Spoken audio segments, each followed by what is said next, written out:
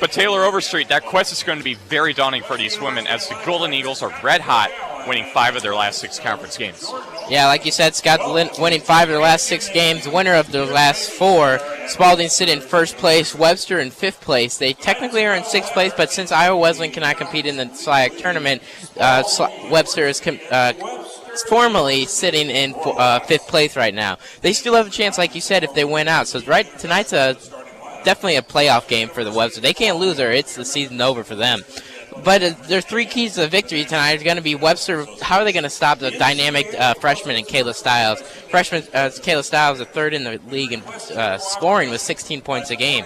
And then the rebound. Can they rebound? Can they offensive rebound? Can they defensive rebound? Spalding's 1st in the league in rebounding both ways. So we'll see how the Webster, Cassie Endicott and Brittany Harris-Conway will come out and show their physicality against this special Spalding team. And 3rd, taking care of the ball. They can't have a lot of turnovers. Can't be a sloppy game or fall right in the hands of Spalding Eagles. So Webster's definitely going to have to take care of it and definitely. But one player in particular you mentioned is Kayla Stiles, the 6'1" freshman from Louisville. What makes her so dynamic?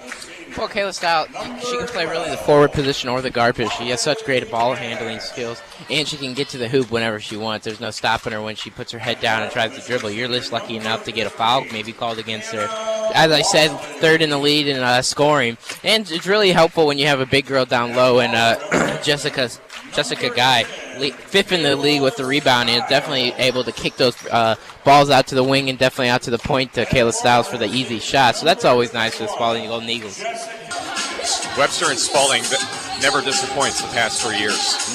Definitely. It always comes down to either the last couple weeks or the last couple games against Spalding, or they either play each other in the conference title game or to come somewhere along the lines of that. So it's always a good time when these 2 teams get together. It's a steal by Williams, kicks it out top to Endicott. Good defense right there and good hustle by Mia Williams. She should have probably let it go out of bounds. It seemed like it went off a Spalding player, but good hustle to keep it in anyways. We're going to get a foul from behind, I believe, on Kaylee Ash. Well, that was a kind of a messy play that turned out to be a good thing for the Webster as Ashley Brooks kind of threw it in no man's land to Brittany Harris-Conway, but luckily it bounced right back to Webster. Now Stiles. She's got a good 3-pointer in. Makes the Gorlocks pay.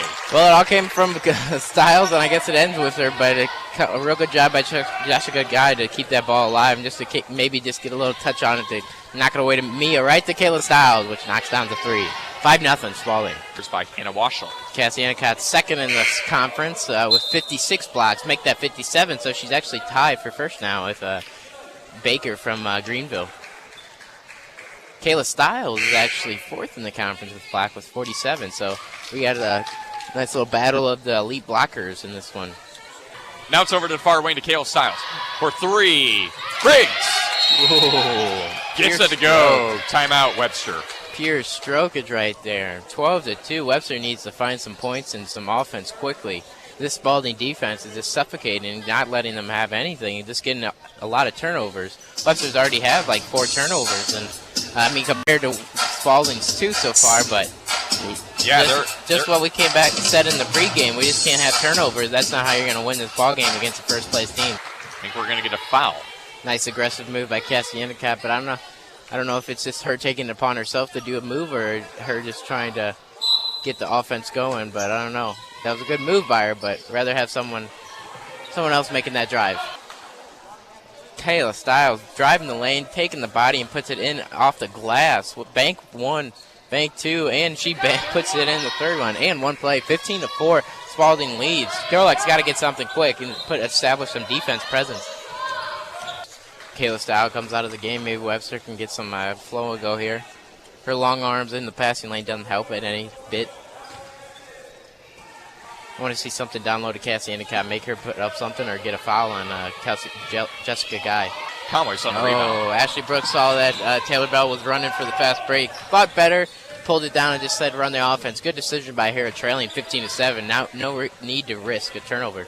But she'll draw the foul on Maddie Martin for the block. Good aggressive move there by Lucas, trying to put the shoulder down and just get to the hoop. Draws the foul, couldn't get it up and in for and one as it hit the back rim and came out. Like we said, Brittany Harris-Conway is one of the best free throw shooters in the league. So hopefully you feel a little reassurance here, maybe. As Kayla Stiles comes back into the game, here's the first of a one-on-one by Conway. She drains it. Gorlock's trying to claw back into this game, 15-8. They showed a little bit of defensive presence these past couple minutes in possession, getting back, getting some turnovers here. I throws up the layup, and it goes. Man, that's just a dynamic duo right there, Kayla Styles and Jessica Guy. She just tossed it up there for Guy, and Guy gets it and puts it up and in easily. Yeah, Alyssa Sapp just got behind Kayla Styles as she tried to chase her through the lane. Kayla Styles got the bounce pass, tried to go up and in with it, but Alyssa Sapp got a little hand on the ball and looks like a little bit on the arm. So Kayla Styles going to the line for two. Here's the first by Kayla Styles, and she's going to bury that every day. Kayla Styles, whoever she's getting guarded by, it's always going to be a mismatch. She's such a big frame, lanky frame, long arms, long legs, and she's got just a great agility and to be able to maneuver through the lane. Brooks. Slitter spins around Brooks, pulls up the jumper. That's nasty. Oh, nice move right there by her on the Brooks, and she just had Brooks looking like, where is she? Yeah. Styles gets the rebound. Oh, Styles, look at her Styles speed. going coast to coast, trying to draw the charge, gets it to go, and takes out two Gorlocks in the process. Wow, I thought he was going to call something, either a blocking or a charge, but nothing was called. They let them play on, but man. And now it's a block by Skaggs. Now Conway fortunately gets the rebound and throws one up, and I think Skaggs is going to get the foul.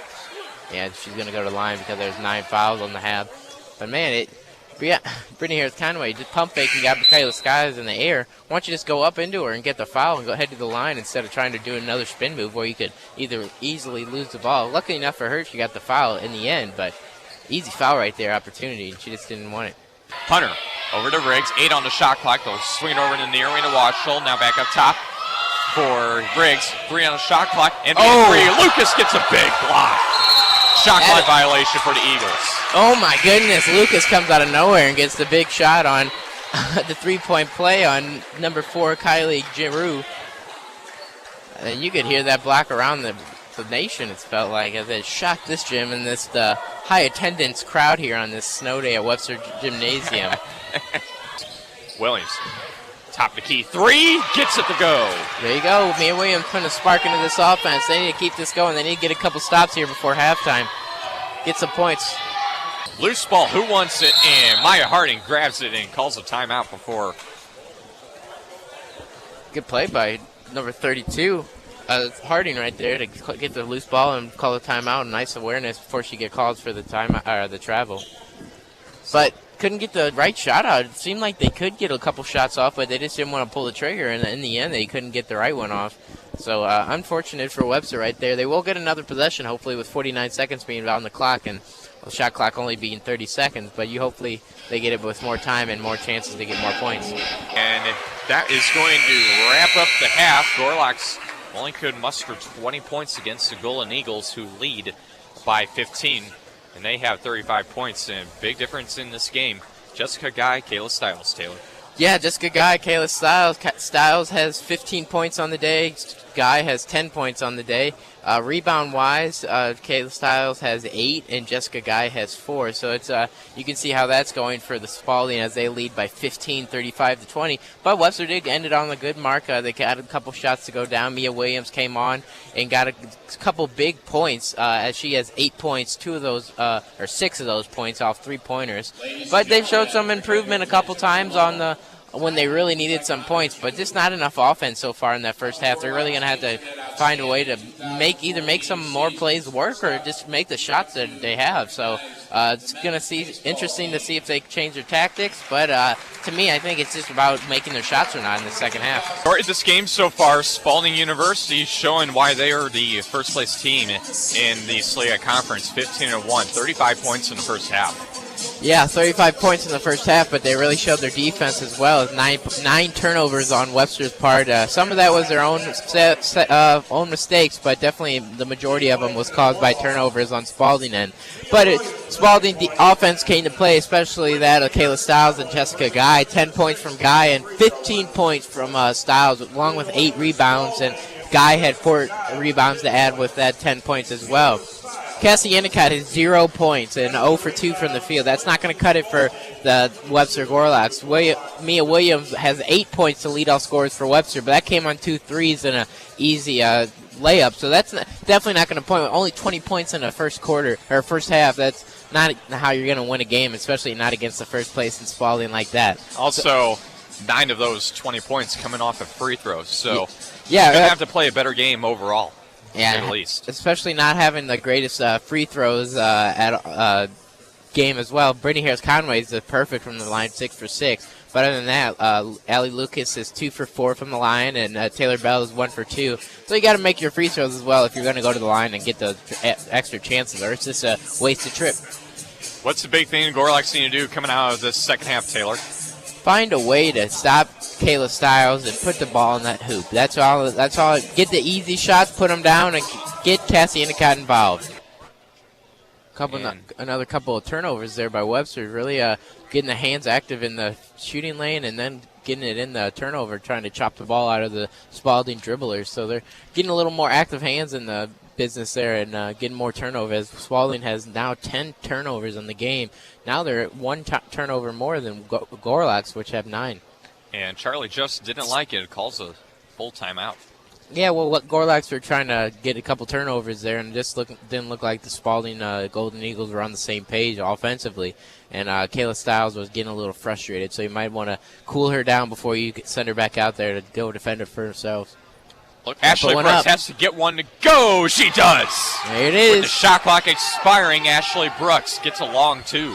Down to 13. Can Gorlak's get a couple stops, get a couple baskets, get back in this game?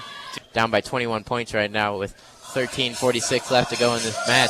Webster playing for their lives here against the first place Spalding, and they sure seem like the first place team tonight as they're shooting on all cylinders. Kayla Stiles going, Jessica Guy just continually to just roll and get rebounds as she leads the league in rebounds. Now Webster, as much as they try to claw back in this game, just can't stop the Golden Eagles offense. Daniel Meadows pops the 3. There we go. And now Webster showing a sliver bit of life. Down by 19. Coach Olson calls a timeout. 53-34, down by 19, 10 minutes and 20 seconds left. A lot of time left in this game. Don't go away, folks. We still got a game here. Believe in these Gorlaks as they try to take down the number one team in the SLIAC Conference, but it's not going to be easy. They're going to have to make some more shots here and get some more stops. They were close to knocking down the number 2 seeded Iowa Wesleyan Tigers last Saturday, only lost by 1 point. Yeah, so the Gorlaks are definitely capable of hanging with the top teams in the SLIAC Conference. It's just a matter of limiting the turnovers and also making shots. If they can do that, they're just as good. Yeah, the second part's going to be the harder one, getting the shots off and getting them to drop against this tough defense, Jessica Guy and Kayla Stiles. Same time. Talking to Coach Olson, he's going to want better play from these ladies and basically play their hearts out for the rest of the season. And also, going into next year, he's saying they need to get better in a lot of categories. Oh, yes, this is a very young team. As you say, Cassie Endicott's the only senior, but Coach Olson's really relying on a lot in the Lucas twins. The Lucas twins have come in this season and played significant minutes and showed that they're aggressive and they're strong and they're physical and might pick right back up where Cassie Endicott left off. And he's getting one more year out of Brittany Harris-Conway, which is a big leader on this team Ashley as well. Brooks. Yeah, he's going to rely on Ashley Brooks to really grow and come into that point guard role as she is this year. Only a sophomore this year, and the Lucas twins are only freshmen. Both of them only freshmen, and they're 2 leaders on this team, and it comes in with the second squad and come in with great minutes off the bench. So great stuff in the future for this Gorlaks team. Unfortunate for them, they couldn't get Cassie Endicott, a leader for this team for 4 years, into the tournament one last time, but she's had a great career here at Webster University. Fine, Kern, and that is going to wrap it up. Gorlaks are going to see their SLIAC tournament hopes take a big stabbing as they fall to the Golden Eagles 69-41. Just too much offense for the Golden Eagles. Kayla Stiles finished with 19 points and 12 rebounds, double-double for her. And Jessica Guy finishes with 19 points and 14 points, another double-double for her. Webster, they just couldn't really ever get it going. Cassie Endicott finished 1 for 8 from the field. Brittany Harris-Conway started not that great, but she ended up with 6 points in the end. Mia Williams came in and had 10 points, the lead all scores for the Webster, but just not enough offense. Every time they tried to make a run, it seems like Spalding just extended the lead a little bit more. So the lack of offense and turnover, Webster had 15 turnovers. They did actually beat Spalding in that. Spalding had 8 turnovers as well. But it just seemed like Webster's turnovers were always so costly. There's too much Kayla Stiles and Jessica Guy for Webster today, and just not enough offense.